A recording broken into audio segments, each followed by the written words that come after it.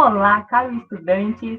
Vamos dar continuidade à nossa aula de máquinas agrícolas, hoje com o assunto subsoladores e escarificadores. Vou compartilhar a tela com vocês. Este será o último assunto dos equipamentos de preparo de solo que nós iremos estudar, subsoladores e escarificadores. Quem são os escarificadores e subsoladores? Para a gente definir o que eles fazem, precisa definir a tarefa, o que é subsolagem e escarificação. De acordo com Martus, a escarificação realiza o preparo até 30 centímetros e a subsolagem a profundidades maiores que 30 centímetros. Salientando que a profundidade não é a principal diferença entre os mesmos. Na verdade, a principal diferença que existe entre eles é a sua constituição, a sua conformação. Em máquinas agrícolas, não chamamos de subsolagem quando estamos trabalhando subsolo. Vocês sabem que em alguns solos, a camada A, o horizonte A, ele é mais profundo. E a 30 centímetros ainda não estaríamos no subsolo.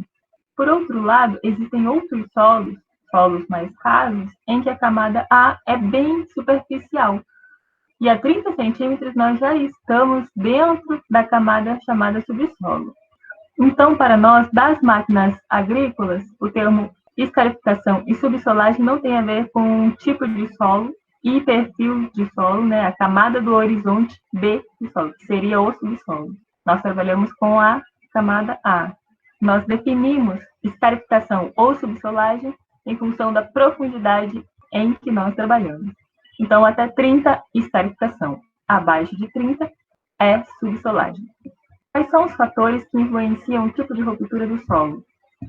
A ferramenta de ataque é extremamente importante por teor de água e estado de compactação do solo. A ferramenta de ataque, vocês vão ver que existem vários tipos, e o formato e o ângulo de ataque dela interferem decisivamente no rompimento do solo. Porque aqui nós estamos trabalhando com uma outra ferramenta que não é mais a ferramenta larga, não é disco nem a Iveco. Nós vamos trabalhar agora com hastes. São ferramentas de pequena espessura, de área de ação pequena. Elas distribuem e transferem para o solo toda a tensão que vem da força de tração numa região muito pequena da ferramenta, chamada ponteira. E aí, então, essas tensões precisam ser distribuídas pelo solo de forma a quebrar o solo a partir da ferramenta. É como se você desse uma martelada no vidro. Você vai bater no vidro em um dado ponto e o vidro vai trincar até distâncias grandes.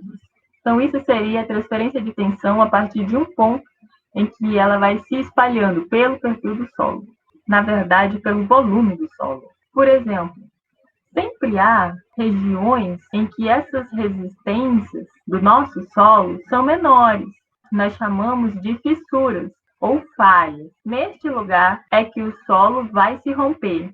Assim como, por exemplo, o tijolo quebra se você der uma marretada em pontos aleatórios. Se você quiser quebrar um tijolo exatamente no meio, você não consegue, porque ao bater no tijolo, as linhas de tensões vai se distribuir lugares em que a resistência é menor, Vai ter fissuras nela. E é ali que ele se rompe, e não exatamente no meio, Ou no local que você deseja. O teor de água nós já vimos, é extremamente importante, porque o solo, quando está úmido, ele não consegue quebrar facilmente. Por quê?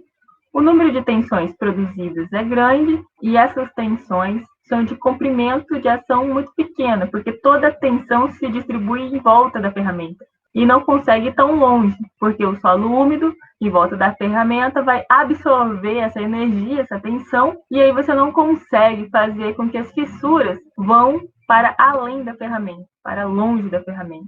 Então, você não consegue quebrar o solo.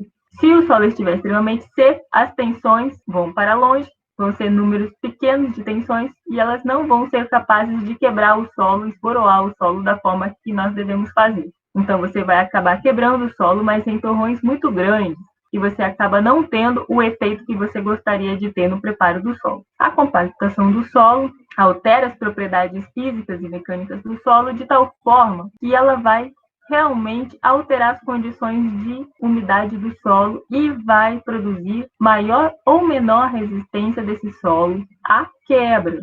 Quanto mais compactado estiver o solo, maior será a resistência dele à quebra. Então, você vai ter que gastar mais energia, mais força de tração do trator para puxar. Quais são os parâmetros que influenciam na ruptura do solo? As características geométricas das hastes. Nós temos vários tipos de hastes e, como eu disse, as tensões vão se distribuir a partir da ferramenta da haste, mais especificamente da ponteira da haste, e aí, dependendo do formato dessa ponteira, haverá uma rede de distribuição de tensão diferenciada. Além disso, a própria haste tem uma característica, ela tem um formato, uma geometria, e ela vai posicionar a ponteira de tal forma que ela também vai influenciar o trabalho da ponteira. As condições do solo. Se o solo está mais úmido, se está mais seco, se o solo tem palhada na superfície, se esse solo é argiloso ou arenoso. Então, as condições do solo também acabam interferindo na ruptura do solo.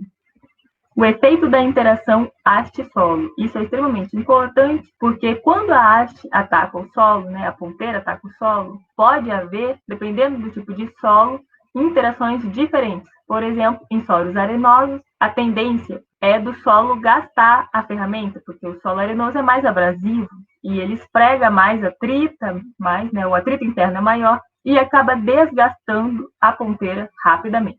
Se o solo é argiloso e ele tiver um pouco de umidade, então ele vai ter plasticidade, pegajosidade e aí vai acabar produzindo adesividade e vai grudar na ferramenta, dificultando o trabalho de rompimento do solo. Características geométricas. As características geométricas que nos interessam para o trabalho das hastes são profundidade de subsolagem, ângulo de inclinação da haste, largura da haste. Profundidade de subsolagem é extremamente importante e nós vamos ver mais na frente que na regulagem existe uma relação entre a profundidade da haste e a largura da haste. Esta relação estreita existe, já foi provada cientificamente por meio de artigos de trabalho de pesquisa e nós precisamos respeitar essas relações. E o ângulo de inclinação das hastes, existe estudos bastante consolidados mostrando que ângulos por volta de 20, 22 graus de ângulos de ataque, nós chamamos de ângulo de sucção. Esses ângulos são os que produzem a menor resistência, a menor força de tração exigida do trator. Isto é inclinação da haste, da ponteira da haste. Condições de solo. Quais são as condições de solo que podem interferir no processo? A densidade, o ângulo de atrito interno do solo. Como eu disse, os solos arenosos têm mais atrito interno, consequentemente, gastam mais a ferramenta. Densidade do solo, quanto maior for a densidade, mais duro ele será, mais resistente ele será, então vai ter problema de aumentar ou diminuir a força de tração. A coesão do solo, quanto mais coeso for o solo, mais ele será duro, então a umidade do solo vai interferir no estado de coesão. Se o solo estiver muito seco, vai estar muito duro, muito coeso, consequentemente vai gastar muita força de tração e eu vou produzir torrões de grande calibre. Por isso aquela ideia de que a umidade do solo tem que estar abaixo da friabilidade, mas não muito abaixo, porque senão eu vou exigir muito do trator, do implemento, e o trabalho não vai ficar bom. E a umidade do solo, que interfere sobremaneira na coesão. Nós já vimos esse gráfico, essa figura dos limites de Altenberg, e no caso aqui, dos subsoladores e escarificadores, a melhor área para trabalho é esta daqui. Quando está terminando a friabilidade do solo, ele está começando a ficar mais duro, mais seco, por conta da sua coesão. Tem solos que ficam muito mais duros, porque são solos muito mais coesos, são aqueles solos argilosos, e principalmente solos argilosos originários de argila expansiva, 2:1. Solos arenosos, com pouco teor de argila, são solos pouco coesos. A areia não é coesiva, então ela não consegue ter coesão. Neste caso, não se aplica nenhuma dessas teorias, dessas leis.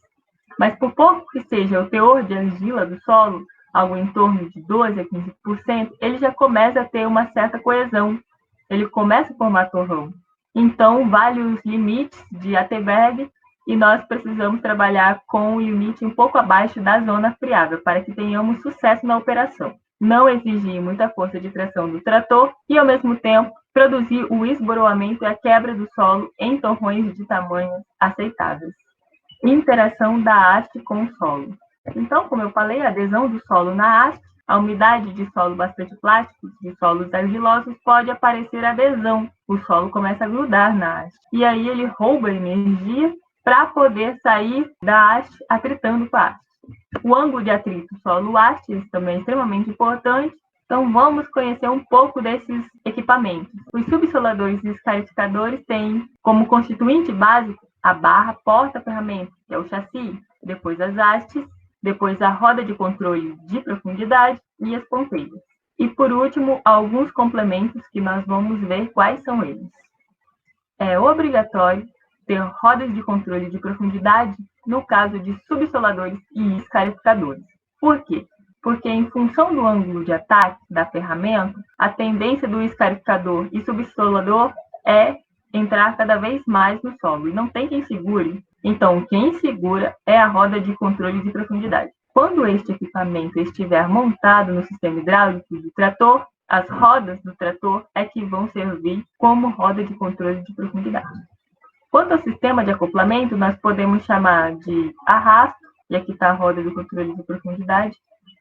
Aqui também o outro, acoplado no sistema hidráulico, e mesmo estando acoplado ao sistema hidráulico do trator, como é um implemento de grande porte, faz muita força de sucção contra o solo, penetração muito forte, então ele já vem dotado de um sistema de rodado com as alavancas aqui para fazer a regulagem da profundidade que vamos trabalhar. Então, o que é a barra porta-ferramenta? Ela pode ser essa aqui, né? Quanto ao formato, ela pode ser quadrada, em forma de quadro, e o formato angular. Por que essas configurações? Por que essa forma angular?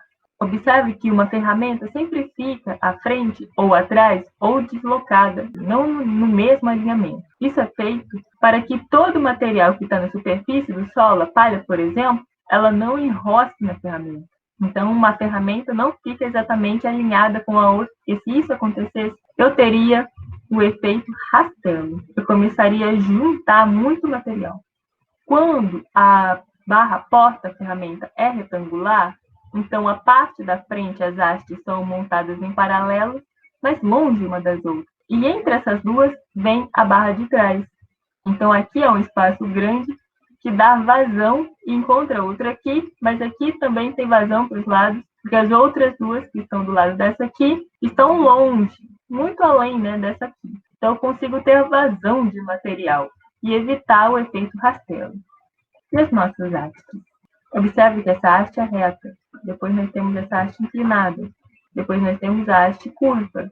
E, por último, a haste parabólica, que é a que está nesse outro desenho aqui. Observe que isso aqui é um pedaço de uma parábola, né? A parábola continuaria assim. É diferente dessa. Essa inclinação é constante. Essa aqui, ela começa inclinando pouco, é quase reta, e depois vai inclinando, e aqui inclina bastante. Estes são os 4 formatos distintos que nós temos. Aqui é só uma curiosidade, onde nós temos aqui um subsolador, e em cima do subsolador, um sulcador para abrir suco. Ao mesmo tempo que faz a subsolagem, já abre o suco para o plantio de alguma cultura, por exemplo, cana-de-açúcar. Desses 4 tipos de haste que existem no mercado mundial, as pesquisas apontam, e tem-se isso de forma clara, que as que menos exigem força de tração do trator são as parabólicas, né? Essa aqui. Então, a maioria dos escarificadores e subsoladores são equipados com hastes parabólicas. Observe que aqui, ó, nós temos a ponteira, uma peça que faz parte da haste, ela é descartável, é substituível, porque, como eu falei, com o tempo ela vai se desgastando e precisa ser trocada. A haste como um todo não, mas a ponteira sim. E qual que é a diferença entre os escarificadores e os subsoladores? Em termos de constituição, eles são exatamente iguais. O que vocês estão vendo aqui é um escarificador, mas que eu posso utilizar como subsolador, se eu aprofundar essas hastes mais de 30 centímetros.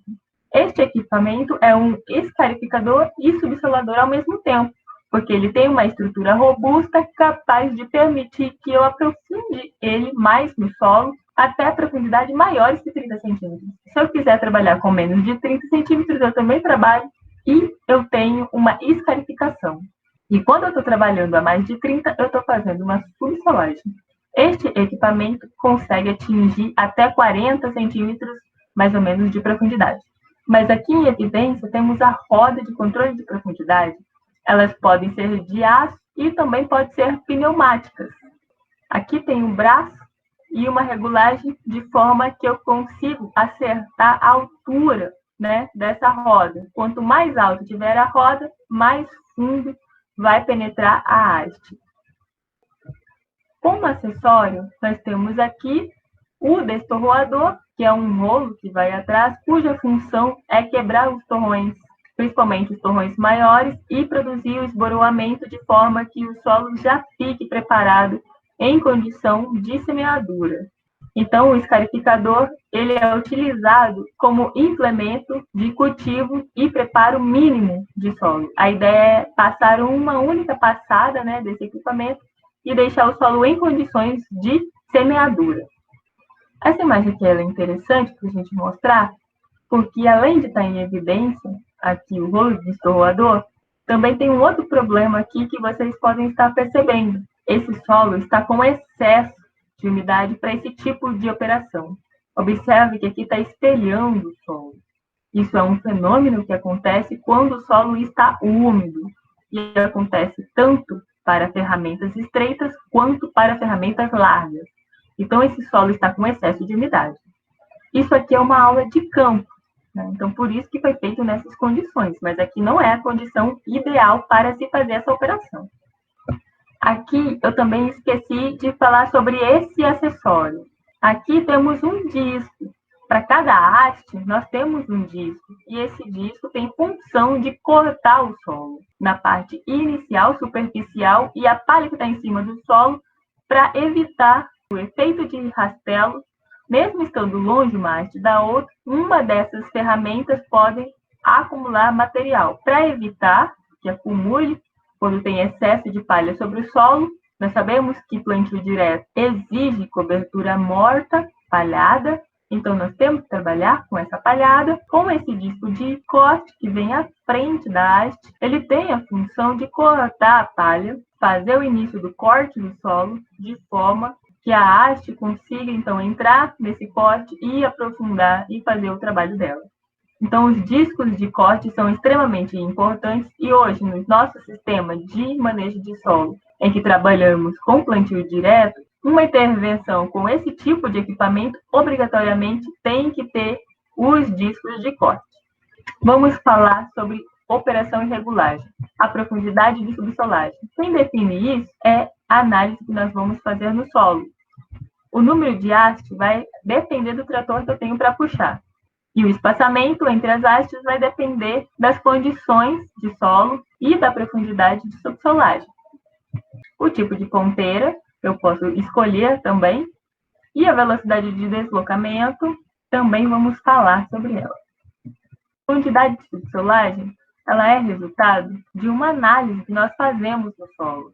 Nesse caso que vocês estão vendo, é uma análise feita com penetrômetro. Aqui é um penetrômetro eletrônico e aqui é um de impacto, né, manual, mostrando as condições do solo que nós precisaríamos fazer o trabalho e onde seria feito. Se eu tivesse que fazer uma subsolagem ou uma escarificação nesse solo, com certeza eu faria isso a no máximo 20 centímetros de profundidade. Por quê? Aqui está mostrando que a maior resistência do solo é daqui para baixo, né? E depois aqui ela é pequena, ela volta a diminuir. Então, se eu fizer a 20 centímetros de profundidade, eu vou estar eliminando essa camada superficial do solo aqui, onde tem uma tendência de compactação, essa barriga aqui. Agora, quando subsolar, quando que isso aqui é problema, aí é uma aula específica que nós vamos ver em mecanização, que é sobre compactação do solo. Então, a profundidade deve ser escolhida em função da localização da camada compactada para a subsolagem, ou na camada que se quer realizar o preparo do solo, para os escarificadores. Número de hastes. Nós temos aquele que a gente mostrou com uma haste só, temos aqui um subsolador com 2 hastes, e aqui nós temos um subsolador com 7 hastes. Obviamente, quanto maior o número de hastes, maior a potência do trator que eu vou precisar. O que vocês estão vendo aqui é a medição da distância entre as hastes. Obviamente que essa aqui é a distância duplicada, porque existe lá na frente uma haste no meio. Então, se eu quero 30 centímetros entre hastes, daqui até aqui vai ter que dar 60. E esta da frente terá que estar exatamente no meio desta. E a distância, né, entre essas da frente também tem que estar a 60 centímetros de distância. Então, entre todas as hastes, tem que dar 30 centímetros entre elas aqui, caso eu esteja regulando com a distância entre hastes de 30 centímetros. Para eu fazer a regulagem e movimentar essas hastes, vocês estão vendo aqui esses parafusos, então são 4 parafusos, dependendo do tipo do modelo do subsolador e escarificador. Pode ser também parafuso em forma de U, aí seria 2 parafusos em forma de U. A gente afrouxa as porcas e desloca nessa barra porta-ferramenta que está aqui no chassi e desloca essas hastes, aproximando ou distanciando elas mais umas das outras, até chegar à distância que nós queremos trabalhar. Assim que nós fazemos a regulagem da distância. Qual é a distância que deve ter? Então, essa distância entre as hastes é 1 a 1,5 vezes a profundidade de trabalho. Eu não posso colocar a distância maior do que essa, porque se eu colocar, vai ficar no meio uma parte de solo sem mobilizar. Se eu colocar uma distância menor do que essa, eu vou estar colocando hastes mais do que deveria. E aí eu vou estar gastando energia e potência do trator à toa. Então, eu devo regular em torno de 1 a 1,5 vezes a profundidade de trabalho. Obviamente, 1,5 vezes a gente usa para solos mais argilosos. E solos de textura média a solo de textura arenosa, nós usamos essa distância de 1 e não de 1,5. Por quê? Porque a propagação das tensões emitidas, oriundas das hastes, elas se propagarão lateralmente, para frente, para os lados, para cima, né, do solo, e vão mobilizar uma energia na frente e ao lado dessa haste. O fato é que, em solos arenosos, essa tensão tem um alcance muito menor, porque os solos são pouco coesivos. Então, nos solos mais coesivos, que são solos argilosos, essa distância alcançada, o alcance da tensão produzida pela haste é maior. Por isso que nós utilizamos 1,5 vezes. E nos solos mais brandos, 1 vez a profundidade. Se eu for trabalhar a 30 centímetros de profundidade, então a haste deveria estar de 30 a 45 de distância uma da outra, que é exatamente o que está sendo feito aqui. Caso o subsolador tenha ponteira com asas, essa distância aumenta. Por quê? Porque a ferramenta é mais larga.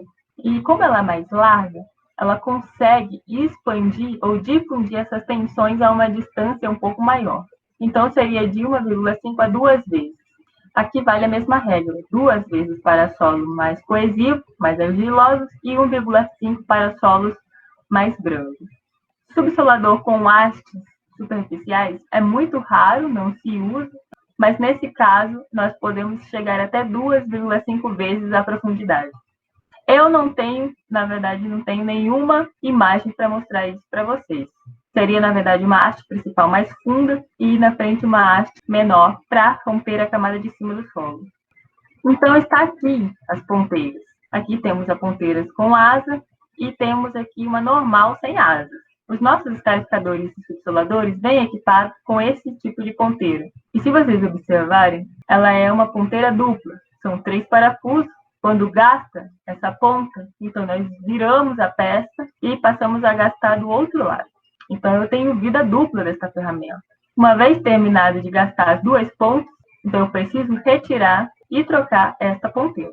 No caso da ponteira com asa, ela não tem simetria, então a ponteira estragou, eu preciso retirar e trocar. Normalmente, o que mais gasta é o bico. E quando esse bico vai desgastando, chega um momento que aumenta muito a força de tração necessária para romper o solo, preciso trocar a ponteira. É como se fosse uma faca seca.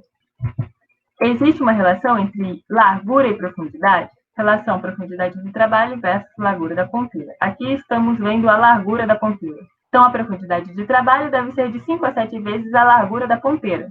Então, essa profundidade de trabalho, ela é de 5 a 7 vezes a largura da ponteira. Observe aqui que esse equipamento ele está equipado com uma ponteira alada. Então, se essa ponteira é um pouco mais larga, eu consigo atingir profundidades um pouco maiores. Então, a profundidade de trabalho tem uma relação com a distância entre as hastes e a profundidade de trabalho também tem uma relação com a largura da ponteira. São duas relações que não podem ser esquecidas na hora da regulagem, porque senão o trabalho vai ficar mal feito. Como acessório, nós temos o disco de corte que vão na frente da ponteira. Nós já falamos dele. Então, o efeito de rotação, que esse disco, por trabalhar dentro do solo, e ele gira dentro do solo, esse efeito vai cisalhar a palhada em cima do solo, na superfície, e não vai permitir que essa palhada junte na haste. Aqui nós estamos vendo o rolo de escorroador. Esse equipamento está trabalhando com uma umidade de trabalho aparentemente adequada, está até saindo um pouco de poeira, porque o solo não está úmido na zona de friabilidade, e também não está um solo totalmente seco, porque nós percebemos aqui o tamanho dos torrões, depois de passar o implemento, que seriam regulares para esse tipo de operação. Então, está aparentemente com uma umidade adequada. A velocidade de deslocamento desse conjunto deve ser de 2 a 6 km por hora. A velocidade mais baixa, 2, 3, utilizamos para subsolagem. E as mais altas, em torno de 5 a 6, nós trabalhamos e usamos para escarificação. Seria um trabalho a uma profundidade menor.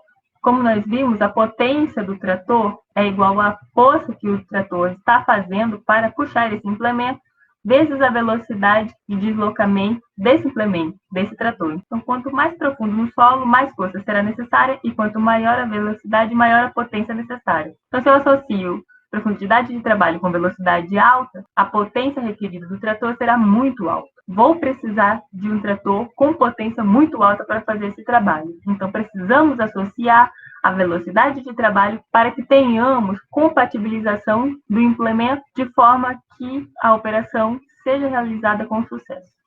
A velocidade de operação não é muito importante aqui nesse caso. Alguns implementos, como arado, por exemplo, não pode trabalhar com velocidade de deslocamento muito baixa, porque senão aquele processo de inversão da leiva, tanto arado de disco quanto de AIVEC, ela não acontece, essa inversão não acontece. A leiva precisa ganhar energia cinética e se projetar para fora da ferramenta, virando, caindo, invertido. Se a velocidade for baixa, a leiva vai subir pelo disco ou pela AIVEC e vai chegar lá em cima. Ela não tem velocidade para ser lançada fora, ela acaba caindo do lado da AIVEC ou do lado do disco e a inversão da leiva não fica completa. Então, no caso dos arados, por exemplo, a velocidade de operação é extremamente importante. Lá devemos trabalhar em torno de 5 a 6 km por hora, não menos do que isso para fazer a inversão da leiva. As grades não têm limite de velocidade. O trabalho da grade não é interferido pela velocidade. A grade não sofre influência da velocidade de deslocamento. Vocês estão observando que aí existe palha sobre o solo. Com a passagem desse implemento, a tendência dessa palha, uma parte, é ser incorporada ao solo. Mas essa incorporação deve ser mínima possível, porque esse implemento, como ele é de cultivo mínimo, uma das intenções de usá-lo é manter a palhada sobre o solo. Nós não queremos fazer incorporação. Quais seriam as vantagens e desvantagens dos escarificadores e subsoladores? Como vantagem, a menor desagregação do solo. Ele quebra o solo, esborou o solo, mas ele produz pouca pulverização desse solo. Ele mantém a maior parte dos resíduos vegetais no solo. Em tese, esses implementos não devem incorporar mais que 30% da palha que está na superfície do solo, ou seja, 70% tem que ficar. Ele quebra as camadas compactadas, está entre 10 e 30, na verdade, na profundidade que tiver. Consequentemente, ele vai aumentar a infiltração e a capacidade de retenção de água no solo. E ele também vai diminuir os riscos de erosão, porque se mais água percola no solo, menos água escorre na superfície do solo. E vai aumentar a capacidade de campo, que seria aquela capacidade do solo em reter água. Aqui estamos vendo um trabalho feito por escarificador e observe que onde ele passou e a diferença de onde ele não passou, a cobertura vegetal, essa diferença é muito pequena, é um excelente equipamento. Ele exige um pouco menos do que os arados em termos de potência, então é uma economia de combustível, porque esse equipamento, embora exija muita potência do trator, ele apenas quebra o solo, ele não levanta o solo e nem inverte a leiva. para levantar e inverter o solo, é preciso gastar energia. Aqui, nesse caso, não. Ele apenas quebra o solo. Vocês viram que a regulagem dele é muito simples. É só você saber qual a profundidade de trabalho e fazer a regulagem da distância entre as hastes em função da profundidade e verificar se a ponteira que está equipando aquela haste tem a largura suficiente para que aquela relação profundidade e largura da haste esteja satisfeita. Aqui já falamos, facilita a penetração de água, ar e raiz no interior do solo. E ele também pode ser utilizado para enterrar cabos e tubos flexíveis. No caso de subsoladores, existe um que a gente substitui a ponteira por um tubo, que chamamos de torpedo. Lembra o torpedo? Então, ele vai fazendo um duto dentro do solo e aí um outro equipamento vai já distribuindo os cabos dentro do solo. E as limitações? Não dá para trabalhar em área abandonada por causa das touceiras e raízes. Também não tem como trabalhar onde tem pedra. Não tem controle nenhum sobre plantas concorrentes ou plantas daninhas, porque, como nós vimos, ele não inverte o solo, ele não move o solo lateralmente, ele apenas quebra o solo. Exige alta potência por haste do trator. A gente viu que não é tanto quanto os arados. É uma limitação, mas não é uma desvantagem. Então, a gente já falou isso aqui, né? Inadequado para áreas novas.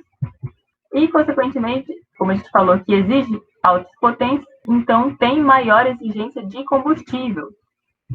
E não deve ser utilizado em solos com alto teor de água. Ou seja, o solo não pode estar na zona friável ou acima da zona friável, já entrando na zona plástica. Aqui é um alerta, né, na verdade. Aqui nós estamos vendo um equipamento, um escarificador, e nós vamos ver agora que ele tem um dispositivo de segurança. No caso desse modelo, se chama mola helicoidal. Essa mola é um dispositivo de segurança que tem a função de desarmar a haste quando ela encontra um obstáculo, uma pedra, um pedaço de pão. O fato é que se eu trabalhar num solo muito pedregoso ou que tem muito resto de raiz, área nova, toda hora vai desarmar esse negócio e eu vou ter que estar armando de novo. Então não vai render o trabalho e muito menos a qualidade do trabalho vai ficar boa. Então isso é apenas um dispositivo de segurança caso venha acontecer uma sobrecarga que seja suficientemente grande para fazer com que a mola ceda. A mola cedendo, o sistema desarma e aí a haste fica solta. Para resolver, colocar esse equipamento de volta em operação, é só levantar um pouco o equipamento, dar uma ré, ela encaixa de novo, essa rótula aqui entra de novo no lugar, essa peça se encaixa aqui embaixo de novo, né, aqui, e aí o equipamento está pronto de novo para continuar o trabalho. Existe um outro tipo de dispositivo chamado de mola plana, que é esta mola aqui. Ela começa aqui e vai até aqui. E ela trabalha apoiada em 3 pontos pivotantes, aqui, aqui e aqui. Então, são 3 pontos pivotados. O que acontece quando ela está trabalhando no campo e ela encontra um obstáculo? Quando a haste é forçada, começa a forçar neste sentido. Ela está com esse ponto central na parte de cima do alinhamento dessas outras 2 pontas. Quando força essa mola, né, essa haste, ela vai curvar. E ao curvar, quando passar do alinhamento para baixo dessa linha, então o sistema todo desarma. O sistema desarmando, o que vai acontecer? Essa haste vai ficar mole e não vai acontecer de quebrar a haste nem a ponteira. O que é preciso fazer para armar de novo? Basta levantar o equipamento, o próprio peso da haste faz ela descer e o conjunto se arma de novo. Na outra mola, a gente dá uma ré e arma de novo, e aqui é só levantar o implemento um pouco que ele se arma de novo. Óbvio que existe uma regulagem lá na outra mola também, tem uma regulagem lá, seria o aperto da mola, então essas regulagens que vão permitir que essa haste trabalhe e desarmar quando a carga, a resistência do obstáculo que ela encontra é muito alta e ela não se quebra. Quando isso aqui está desarmando por qualquer coisa, significa que o aperto, a regulagem está frouxa. Então, a gente aperta um pouco mais. Então, a gente aperta até o ponto que realmente ela só vai desarmar quando tiver um obstáculo mais forte. Então, nós encerramos a parte de escarificadores e subsoladores.